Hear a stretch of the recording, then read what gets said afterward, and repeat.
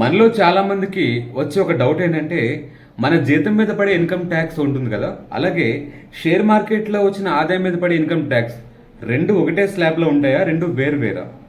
అసలు share market మీద వచ్చే ఆదాయంపై ట్యాక్స్ అసలు పడుతుందా, పడదా, పడితే ఎంత పడుతుంది అనే ప్రశ్నలు చాలా ఉండడం జరుగుతుంది. వాటికి సమాధానంగా ఈరోజు మన వీడియోలో ఈ విషయాలు తెలుసుకోబోతున్నాం. అంతేకాకుండా personal finance, business, share market and provident fund అంటే విషయాలు ఎవరికైతే ఇంట్రెస్ట్ ఉందో అలాంటి వారి కోసం నేను మన ఈ తెలుగు ఫైనాన్స్ టీవీ ద్వారా నాలెడ్జ్ రూపంలో వీడియోస్ అందిస్తుంటాను.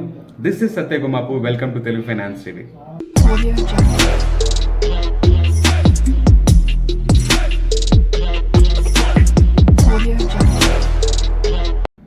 మన జీతం మీద పడే ఇన్కమ్ ట్యాక్స్, షేర్ మార్కెట్లో ఆదాయం మీద పడే ఇన్కమ్ ట్యాక్స్ రెండు ఒకటే స్లాబ్లో ఉంటాయా లేదా అనే విషయం మనం చివరిలో తెలుసుకుందాం. దానికంటే ముందు కొన్ని బేసిక్స్ అయితే తెలుసుకుందాం.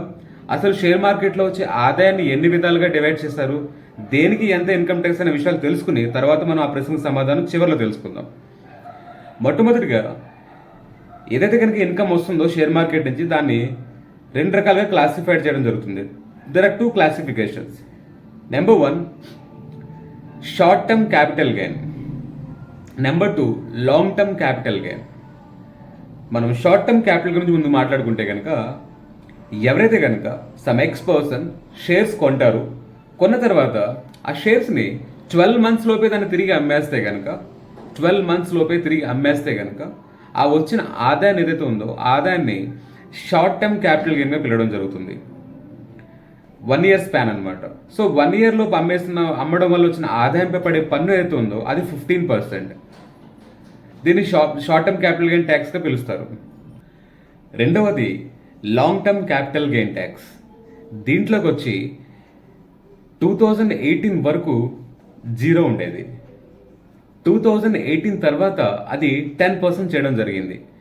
ఇందుకీ long term capital gains investments ఎన్ని సంవత్సరాల తర్వాత అమ్మితే అంటారనే విషయం తెలుసుకోవాలి. షార్ట్ టర్మ్లో 12 months బిఫోర్ కదా, లాంగ్ టర్మ్లో 12 months ఆఫ్టర్. అంటే కనీసం 1 year తర్వాత మీరు ఎప్పుడు దాన్ని సేల్ చేసినా దాన్ని లాంగ్ టర్మ్ క్యాపిటల్ గెయిన్గా కన్సిడర్ చేయడం జరుగుతుంది. 12 months తర్వాత చేసే షేర్స్ మీద వచ్చే ఆదాయంపై మోర్ దెన్ 1 lakh ఉంటే దానిపై 10% అనేది మీకు ఛార్జ్ చేయడం జరుగుతుంది. ఇక్కడ మీకు వచ్చిన సందేహం రావాలి. 2018 ముందు 0, 18 తర్వాత 10% ఆఫ్టర్ 1 lakh గెయిన్. ఎవరైతే కనుక 18 ముందు ఇన్వెస్ట్ చేస్తారో, ఉదాహరణకి 17లో ఇన్వెస్ట్ చేస్తారో అనుకుందాం, అప్పటికి ఈ రూల్ రాలేదు. బట్ 17లో ఇన్వెస్ట్ చేసిన వాళ్ళు అనుకుంటారు కదా మాకు ఇక్కడ 0 వస్తుంది లాంగ్ టర్మ్లో వెళ్తే అని. సో వాళ్ళు 18కి 1 year అయిపోయింది. బట్ 18లో రూల్ వచ్చేస్తుంది కదా, 19లో వాళ్ళు సేల్ చేద్దాం అనుకుంటే వాళ్ళ కేసులో ఏం చేయాలి? వాళ్ళకి 0 వేయాలా, 10% వేయాలా? కమెంట్స్లో తెలియపరచండి. ఈ కేసులో గవర్నమెంట్ ఒక సొల్యూషన్ తీసుకొచ్చింది. అదేంటంటే గ్రాండ్ ఫాదరింగ్ రూల్.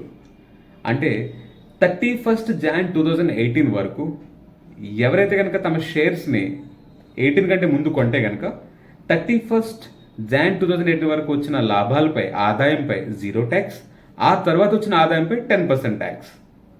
ఈ గ్రాండ్ ఫాదరింగ్ రూల్ ద్వారా ముందు ఇన్వెస్ట్ చేసిన వాళ్ళకి ఈ విధంగా వెసులుబాటు ఇవ్వడం జరిగింది. సో ఓవరాల్గా మాట్లాడుకుంటే కనుక షేర్స్ మీద వచ్చే ఆదాయంలో షార్ట్ టర్మ్లో 15%, లాంగ్ టర్మ్లో 10% కట్టాల్సిన విషయం క్లారిటీ వచ్చేసింది. ఇప్పుడు మన ప్రశ్నకు సమాధానం. ఏదైతే కనుక శాలరీ మీద వచ్చే ఇన్కమ్ ట్యాక్స్ ఉంటుందో, లైక్ ఉదాహరణకి దాని స్లాబ్స్ 10%, 20%, 30%గా వివిధ స్లాబ్స్లో ఉండడం జరుగుతుంది. మీకు అక్కడ స్లాబ్కి ఇక్కడున్న 15% అండ్ 10% స్లాబ్కి ఎటువంటి లింక్ లేదు. అంటే ఇక్కడ వచ్చిన ఆదాయానికి మీరు irrespective of your income tax slab, అక్కడ ఉదాహరణకి మీరు 10% స్లాబ్లో ఉన్నా ఇక్కడ మీరు షార్ట్ టర్మ్లో గెయిన్ వస్తే కనుక 15% పే చేయాల్సిందే. సో అర్థమైంది అనుకుంటున్నాను. దాని ఇన్కమ్ ట్యాక్స్ స్లాబ్కి దీని ఇన్కమ్ ట్యాక్స్ స్లాబ్కి ఎటువంటి సంబంధం లేదు. ఓకే గైస్, ఈ వీడియో మీకు చాలా యూస్ఫుల్ అయిందని భావిస్తున్నాను. ఇలాంటి మరెన్నో వీడియోస్ కోసం stay tuned to Telugu finance TV.